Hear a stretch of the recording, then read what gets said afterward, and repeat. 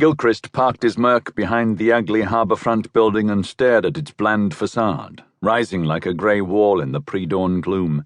The structure looked out of place. What he loved about St Andrews was its history, its links to the Reformation and executions for heresy by burning at the stake, its hidden lanes and ancient walkways, its stone dikes and ragged ruins, its narrow alleys and foot-worn steps. And often, when he left the pub, aglow from one too many beers, if he half shut his eyes he could almost believe he was in an earlier century. He removed a pair of rubber gloves and coveralls from the boot, pulled up his jacket collar and pressed the remote as he walked along the harbour. An icy wind forced tears to his eyes. He stared off to the dark horizon of the open sea.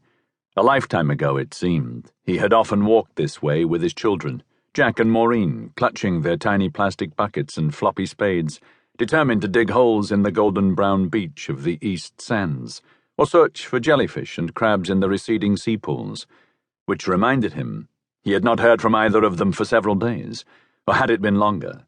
He made a mental note to call them later. He breathed in the aroma of salt and fish scales, the strangely pleasant stench of decaying kelp and seaweed. To his side, the sea clapped the harbour walls, and it puzzled him that the sounds and smells seemed new to him somehow, as if the harbour's intangible familiarity had eluded him until that moment.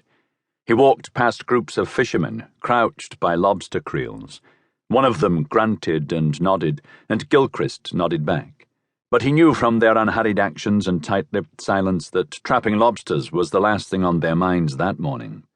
Up ahead, from the lambent glow of an adjacent window, he recognized the silhouettes of Sa and a uniformed policeman. As he neared, he saw what looked like a bloated heap of discarded clothing on the quayside.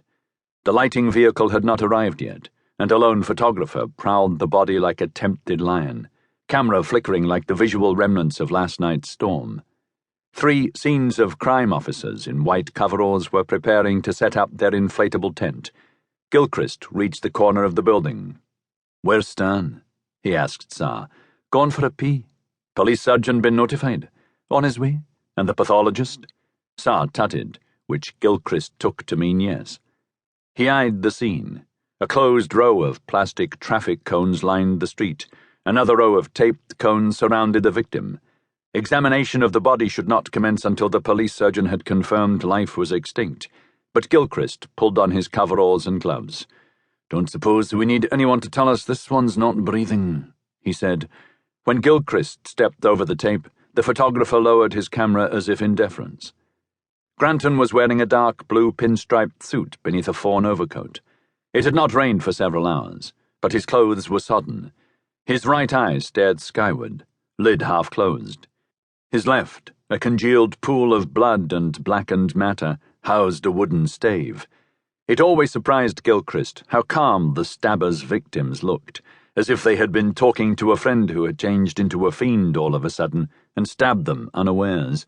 Or perhaps having a stave driven into the brain rid the body of mortal rictus. Gilchrist took hold of Granton's left hand. It felt cold and wet. Rigor mortis had not fully set in, and the skin felt as soft as a woman's, an indication Granton had never done a day's manual labour in his life. Gilchrist twisted the hand over. In the dim light, the skin shone wet and smooth and hairless. Manicured fingernails glistened as if varnished. No wedding ring, only a depressed mark on the meat of the ring finger where the ring had been slipped off. Gilchrist looked up at Sam. "Did you notice this?" "No wedding ring. What do you make of it?"